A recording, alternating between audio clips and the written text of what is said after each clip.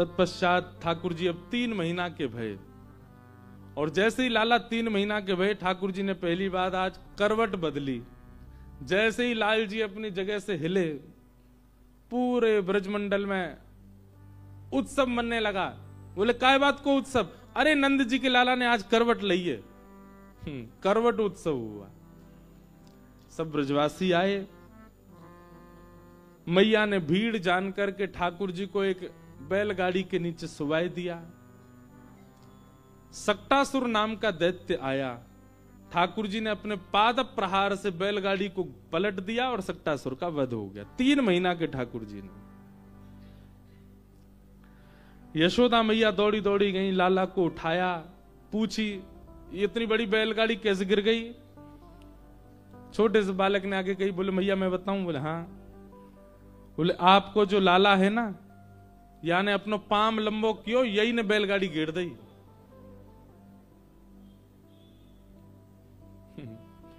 अप्रेमयं बलं तस्य बालकस्य न ते विदु न ते श्रद्धधिरे गोपा बाल भाषित मित्युत। यशोदा मैया ने बालक से पूछी, अरे जी बैलगाड़ी कैसे गिरी? लाला बोलो, कोई बालक बोला, बोलो मैया तेरो नेक्सो तो लाला है ना, गदमद्रासो। गदमद्रा समझते हैं? खूब ठाकुर जी तगड़े हैं, जो गाल ऐसे लटके रहे महाराज, हाथ भी ऐसे गोल मटोल ठाकुर जी के। कई बालक होते हैं ना ऐसे, उनके हाथ पांव ऐसे लगते हैं जैसे मसनद, जैसे मसनद होती है ना गुदगुदी सी, ऐसे हाथ पांव ऐसे हैं ठाकुर जी।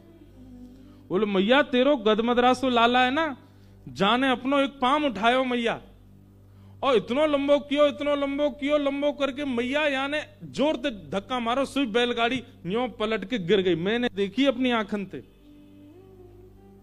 सुखदेव जी वर्णन करते हैं, मैया बोली यहां पे आ। जैसी बालक गौबा में एक दियो, झूठ बोले नेक सोसो मेरो लाला पहली बार याने करवट ली, तू कह रो जाने बैलगाड़ी गिर दी। तो बालक अपने गाल पे हाथ रख के बोलो मैया तेरी सौगंध, मैंने अपनी आंखन ते देखी। मैया बोली फिर ते आ। बालक बाजो मानते, बोले मैया तू माने ना है, मैं तो सांची बोल रहा हूं। शुकाचार्य जी वर्णन करते हैं, नते श्रद्ध धीरे गोपा बाल भाषित मित्युत। बोले बालक की बात सत्य है, पर मैया को ऐसा लग रहा है कि ये बालक ऐसे ही बोल रहा है, मेरा तो नेक्स्ट लाला ऐसे कैसे कर सके। और जैसी मैया ने उस बालक की बात पर भरोसा नहीं किया, तो गोद में बैठे ठाकुर जी किलकिल करके हंस गए। 3 महीना के ठाकुर जी मुस्कुरा गए। बोले वाह मैया तेरो प्रेम कोई कितना प्रमाणित कर दे, लेकिन तू मानेगी नहीं जो मैंने कियो। एक बात हम यहां पर कहते हैं बंधुओं, कि प्रेम में प्रेमी की प्रभुता अदृश्य हो जाती है। जहां प्रेमी की प्रभुता अदृश्य ना होती हो, वहां प्रेम नहीं है। जहां पर आपके प्रेमी में आपको प्रभुता दिखती है, उसकी श्रेष्ठताएं दिखती हैं, उसकी योग्यताएं दिखती हैं, आप प्रेम नहीं करते। प्रेम में तो उसकी श्रेष्ठताएं लोप हो जाती हैं, अदृश्य हो जाती हैं, दिखाई नहीं देती। तो ये प्रेम का स्वरूप है। बेटा आईएएस ऑफिसर बन जाए, उसको सब सलाम करते हैं, लेकिन वो घर आकर के अपनी मां से जब मिले, मां को ऑफिसर नहीं दिखता, मां को बेटा दिखता है।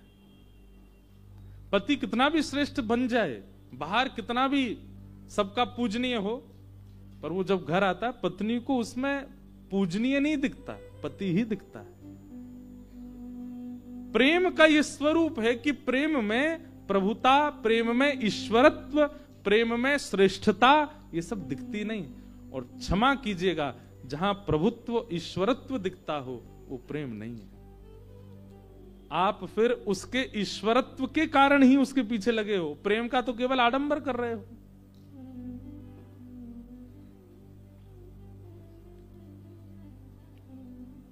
कभी कभी मुझे लगता है कि ठाकुर जी हमसे बात क्यों नहीं करते। हम ठाकुर जी के सामने जाके इतनी स्तुति गाते हैं, इतना मनोरथ करते हैं, बात क्यों नहीं करते? क्योंकि ठाकुर जी कहते हैं सच बताइयो, मन हमसे पूछते हैं तू इसीलिए आया ना क्योंकि तू मुझे ईश्वर मानता है, मैं सर्व प्रदायक करता हूं, सब देने वाला हूं, इसलिए ठाकुर जी नहीं बोलते। भक्तिमती मीराबाई एक बार ठाकुर जी के सामने गई और दर्शन जैसे ही खुले ना, मीराबाई नाचने लगी, नृत्य करने लगी। तभी गोसाई श्री विठलनाथ जी ने जैसे ही देखा कि मीराबाई नृत्य कर रही है, तो जितने भी लोग खड़े थे सब लोग कहने लगे, आगे नाचने वाली, आगे गावे वाली, इसको बिल्कुल लज्जा नहीं आती, कहीं भी नाच लेती है, कहीं भी गा लेती है। पर गोसाई विठलनाथ जी ठाकुर जी के पास अंदर गर्भगृह में थे।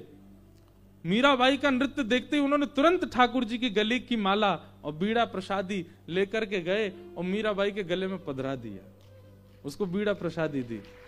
सब लोग बोले, आपने मीरा एक नाचने वाली को आपने सब दे दिया। बोले, तुम लोगों की दृष्टि में खोट है, तुमको नृत्य करने वाली दिख रही है, पर मैंने अनुभव किया। बाकी के दिन तो श्रीनाथ जी ऐसे रहते थे, लेकिन जब मीरा नृत्य कर रही थी ना, श्रीनाथ जी ऐसे खड़े थे, नेत्रों से देख रहे थे। श्री जी बाबा बाकी दिन तो नीचे रहते हैं, दतुइयां नहीं दिखती उनकी, लेकिन आज मीरा जब नृत्य कर रही थी, ठाकुर जी की 2 दतुइयां दिख रही थी, मैंने देखा।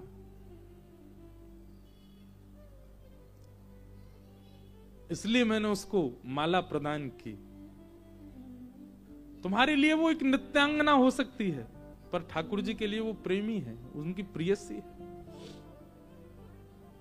तो प्रेम जब होता है तो प्रभुत्व, ईश्वरत्व और श्रेष्ठत्व ये दृष्टिगोचर नहीं होते, और जहां ये प्रधान है वहां प्रेम नहीं हो सकता। यशोदा मैया और ब्रजवासी इतने प्रिय क्यों है ठाकुर जी को? क्योंकि ठाकुर जी कहते हैं, मैं कुछ भी कर दूं, इनको पता ही नहीं चलता कि मैं परमात्मा हूं। ये तब भी घूम फिर के आके कहते हैं, लाला जिते ने कैसे कर दियो, और तब ठाकुर जी कहते हैं, मैं जय जय हूं। ब्रजवासी कहें, चल बावड़ो बात बनावे, तू कछु और कह ले लाला, सब मान लेंगे, तू जय जय जय ना मान सके हम। यही तो प्रेम है। ठाकुर जी ने 3 महीने की, बताओ 6 महीने का बालक पूतना मार रहा है, 3 महीने का बालक सक्टासुर मार रहा है, और ब्रजवासियों को पता ही नहीं चल रहा है। ये प्रेम की चरम स्थिति है।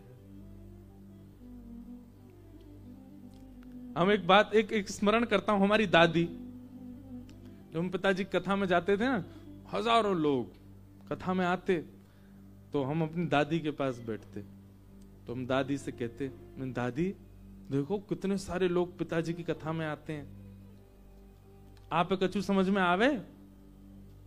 तो हमारी दादी कहती, पता ना कहा किड़बिड़ किड़बिड़ सी करतो रे मंच पे बैठ के, वो तो समझ में ही नहीं आवे। ये प्रेम है माँ का। हमारे पिताजी बताते, जब पहली बार ब्याह करके अपने ससुराल गए, तो हमारी माताजी की दादी, उनसे किसी ने बताया, बोले आपके जो दामाद जी है ना, वो प्रवचन करते हैं। तो बेचारी ब्रजवासिनी मैया, उनको प्रवचन याद किया 3 दिन, तो फिरते बता के, जब दामाद कहा करे, बोले प्रवचन, और रोज याद करें प्रवचन प्रवचन प्रवचन। हमारे पिताजी जब गए, प्रणाम किया, हमारे नाना जी बोले, मैया ये दामाद जी हैं, हाँ इन्हें बैठ के दुर्वचन सुनाए दो हमें।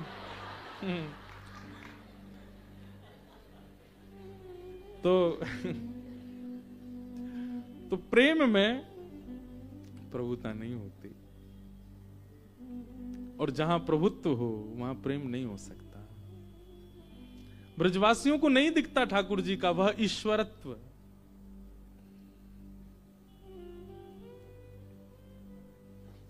3 महीना के ठाकुर जी ने सक्टासुर मार दिया।